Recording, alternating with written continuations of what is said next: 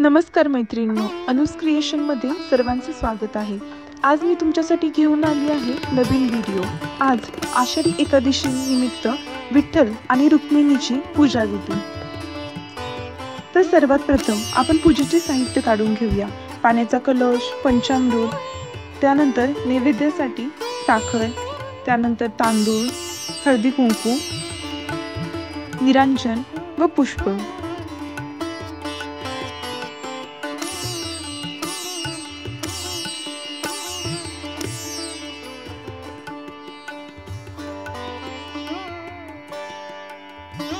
यानंतर एक चौरंग घेऊन त्यावर लाल रंगाचे वस्त्र अंथरून घ्यावे।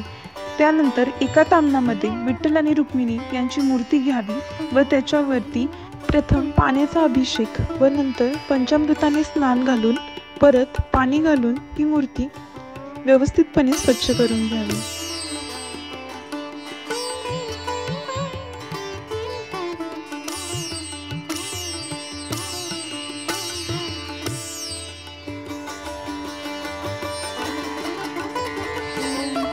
नंतर एका स्वच्छ अशा कापडाने व्यवस्थित पुसून घ्यावे।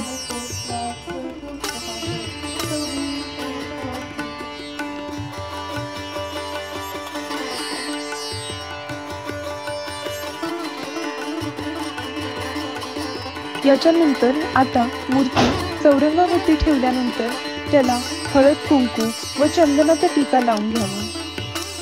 नंतर त्यांना अक्षदा वाहाव्यात व हार घालावे।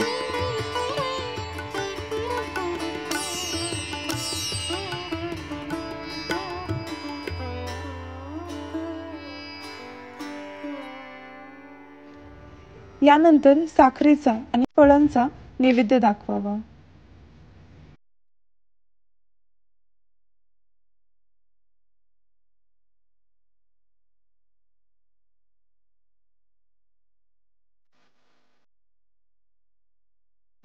याच्यानंतर धूपने ओवाळून घ्यावे व देवाची आरती करून घ्यावी।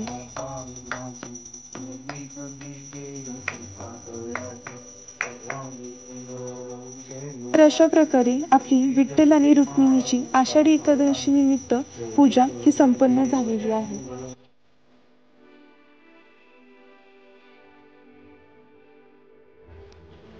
अशा प्रकारचे वेगवेगळे व्हिडिओज जसे की सिंपल होम डेकोरेशन, सणासुदीचे डेकोरेशन आणि प्रत्येक महाराष्ट्रीयन सण माझ्यासोबत साजरा करण्यासाठी मला सबस्क्राईब करायला विसरू नका।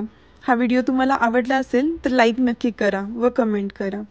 धन्यवाद।